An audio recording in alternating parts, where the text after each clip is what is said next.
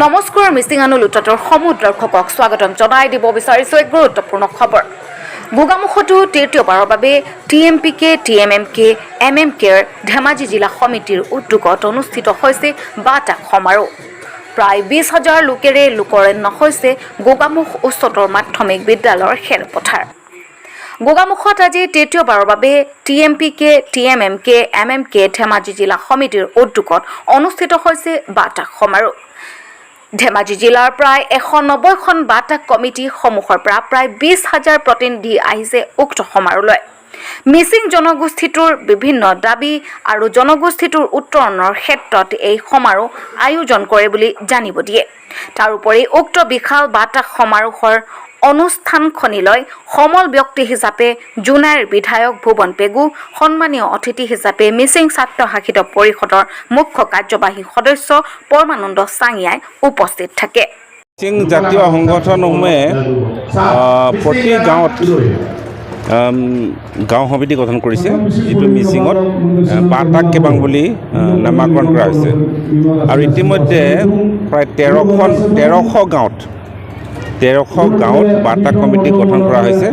আৰু গঠন কৰাৰ পাছত প্ৰতি জিলাত সমাৰোহ আহ্বান কৰাৰ সিদ্ধান্ত গ্ৰহণ কৰা হৈছে। ইতিমধ্যে জোনাই হৈ গৈছে আৰু আজি ধেমাজি জিলা হৈছে সাংগঠনিক জিলা। ইয়াত প্ৰায় 190খন গাঁৱৰ সমিতি ইয়াত উপস্থিত হৈছে, বাটাক কেবাং উপস্থিত হৈছে। আৰু এইটোৰ জৰিয়তে যিবিলাক প্ৰশ্ন সচৰাচৰ উত্থাপিত হয় ৰাইজৰ মাজত, যেনে স্বায়ত্ত শাসন সম্পৰ্কে, মিচিং ভাষাৰ মাধ্যমেৰে মিচিং ভাষাৰ শিক্ষা প্ৰদান আৰু অন্যান্য যিবিলাক ৰাজনৈতিক যিবিলাক প্ৰশ্ন আছে এই সম্পৰ্কে মানে মিচিং জাতীয় সংগঠনৰ বিৰুদ্ধে বিভিন্ন মাধ্যমৰ জৰিয়তে এই সম্পৰ্কে ইয়াত কেন্দ্ৰীয় কমিটিৰ তৰফৰ পৰা বক্তব্য দাঙি ধৰা হৈছে। যি বক্তব্যৰ জৰিয়তে গাঁও সমিতিসমূহে গাঁৱত সভা সমিতিৰ জৰিয়তে প্ৰচাৰ চলাব। একেবাৰে মানে তৃণমূল পৰ্যায়লৈকে আজি যিবিলাক প্ৰশ্ন উত্থাপিত হৈছে তাৰ প্ৰশ্নৰ উত্তৰসমূহ যাতে লৈ যাব পাৰে, তাৰ কাৰণে এই বাটাক সমাৰোহবিলাক জনৰুম কেবাং যিটো কয় জনৰুম কেবাং বাটাক সমাৰোহবোৰ আয়োজন কৰা হৈছে। ইয়াৰ পাছত আপোনাৰ মাজুলী হ'ব, ঢকুৱাখানা হ'ব, লখিমপুৰ হ'ব, চিলাপথাৰ হ'ব আৰু ক্ৰমান্বয়ে সকলো জিলা সমিতিয়ে জিলা পৰ্যায়ত এনেধৰণৰ সমাৰোহবিলাক অনুষ্ঠিত কৰি যাব। থাকিব কি বুলি কয় বহিৰ্ভূত কৰা হ'ব। স্বাস্থ্য সেৱাটো দিয়াৰ কিছু অসুবিধা আছে, পূৰ্ব চৰকাৰে যিটো কাৰণত কৰা নাছিলে, বিজেপি চৰকাৰে স্বাস্থ্য সেৱাটো দিয়াৰ ক্ষেত্ৰতো কিছু অসুবিধা আছে বুলি অসুবিধা আছে, অসুবিধা থাকিবই। এতিয়া আমাৰ বিভিন্ন ৰাজ্য গঠনৰ ক্ষেত্ৰতো অসুবিধা আছিলে, কিন্তু ক্ৰমান্বয়ে নাইকিয়া হৈ গৈছে, হয় নহয়? এতিয়া অসম পূৰ্বৰ যিটো অসম যেতিয়া বিভক্ত কৰোঁতে সমস্যা হৈছিলে, কিন্তু লাহে লাহে সেইবিলাক এতিয়া ৰাইজে মানি লৈছে। আৰু এই ক্ষেত্ৰতো তেনেকুৱা প্ৰশ্ন থাকিব পাৰে, অসুবিধা থাকিব পাৰে, কিন্তু মই ভাবোঁ যে সময়ৰ লগে লগে এই সমস্যাবিলাক নাইকিয়া হৈ যাব আৰু সকলোৱে গ্ৰহণ কৰিব এইটো। আৰু সকলোৰে গ্ৰহণযোগ্য হ'ব পৰাকৈ আমি এটা স্বায়ত্ত শাসনৰ সীমা আমি নিৰ্ধাৰণ কৰিবলৈ গৈ আছোঁ, তাত কাৰো আপত্তি নাথাকিব। শেষত আগন্তুক নিৰ্বাচনৰ TMPK, MMK বা MMK এটা ৰণদণ্ডী নেকি আচলতে? ৰণদণ্ডী বুলি ক'ব নোৱাৰোঁ আমি, কিন্তু মানে যিমানবোৰ আমি তেনেকুৱা ধৰণৰ প্ৰক্ৰিয়াবিলাকত এটা ৰাজনৈতিক উদ্দেশ্য জড়িত হৈ থাকে এইটো, কাৰণ আল্টিমেটলি এইটো ৰাজনীতিয়ে মানে ৰাজনৈতিক এটা প্ৰশ্ন, স্বায়ত্ত শাসনৰ প্ৰশ্নটো ৰাজনৈতিক প্ৰশ্ন। গতিকে কাইলৈ যদি আকৌ ৰাজনৈতিক যিটো আমাৰ দাবী, সেই দাবীৰ পক্ষত যদি আন্দোলন কৰিব লগা হয়, তো সকলো তৃণমূল পৰ্যায়ৰ সমৰ্থন লাগিবই। হ'বও পাৰে যদি ৰাজ্য চৰকাৰে বা কেন্দ্ৰীয় চৰকাৰে আমি বিচৰা মতে যদি মানে আমাৰ দাবীটো মানি নলয়, তেতিয়াহ'লে হ'বও পাৰে, হ'ব পাৰে। কিন্তু এতিয়ালৈকে আমি গম পোৱা মতে কেন্দ্ৰীয় চৰকাৰে আমাৰ দাবীটোৰ পক্ষতে আছে। খালি এটা আলোচনাৰ প্ৰক্ৰিয়াটো আৰম্ভ হোৱাটো আমি অপেক্ষা কৰি আছোঁ। ইয়াত আমি কেৱল এতিয়া বহুতো বিভিন্ন জনগোষ্ঠীৰ বিশেষ অনামিচিসকলৰ কিছু আপত্তি আছে, অভিযোগ আছে। এই অভিযোগবিলাক আমি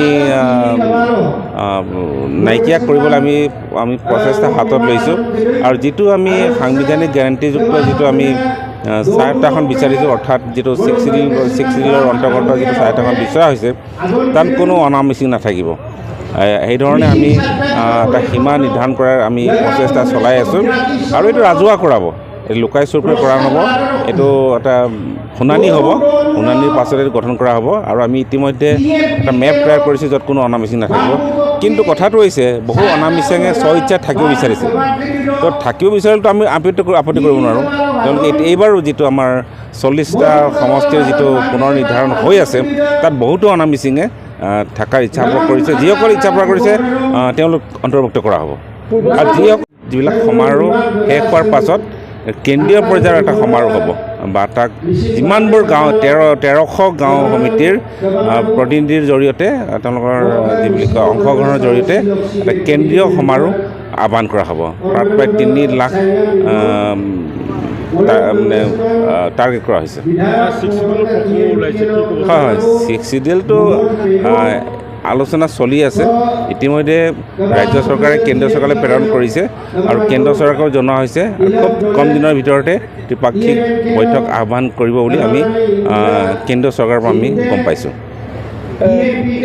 TMK কেন্দ্ৰীয় সমিতিয়ে এটা সিদ্ধান্ত গ্ৰহণ কৰিছে যে এই সিদ্ধান্তৰ আমি প্ৰত্যেক জিলাত, আমাৰ 15খন জিলা আছে, সেই 15খন জিলাত এই বাৰ্তাক সমাৰোহৰ জৰিয়তে যে মিচিং জাতিটো এটা ঐক্য সম্প্ৰীতি আৰু একতাৰ বান্ধোনেৰে যে আছে, তো এই যিটো আমাৰ একতা, এই একতাটোক আমি ধৰি ৰাখিবৰ কাৰণে এই প্ৰচেষ্টা কৰা হৈছে আৰু আগন্তুক দিনত আমি জোনাইত আৰম্ভ হৈছে, আজি ধেমাজি জিলাত হৈছে, মাজুলীত হ'ব, আপোনাৰ ঢকুৱাখানাত হ'ব, চিলাপথাৰত হ'ব, তো ক্ৰমান্বয়ে সেই কাৰ্যসূচী আমাৰ চলি থাকিব। মূলতঃ আজিৰ প্ৰেক্ষাপটত যে আমাৰ TMPK যিবিলাক দাবী আছিলে সেই দাবী চনতটো কেনেধৰণে প্ৰতিফলিত হৈছে বা এই দাবী চনতবিলাক কিমান আগবাঢ়িছে, তো সেইকাৰণে আমি গ্ৰাছৰুট লেভেলত আমি বাৰ্তাক সভাবিলাকৰ জৰিয়তে বা বাৰ্তাকৰ যিবিলাক আমাৰ যিটো আমাৰ বাৰ্তাক গাঁও লেভেলত থাকে, গাঁও লেভেলত যিবিলাক বাৰ্তা সমিতি আছে, সেই বাৰ্তা সমিতিবিলাকক আমি এই কাৰ্যসূচীবিলাক আমি কিমান আগবঢ়াই নিব পাৰিছোঁ, তো কেন্দ্ৰীয় সমিতিয়ে এই সমাৰোহবিলাকৰ জৰিয়তে তেখেতসকলক জনাই দিয়া হৈছে যে TMPK আজি আমাৰ যিটো দাবী চনত আছিলে, দাবী চনত কিমান অগ্ৰগতি হৈছে।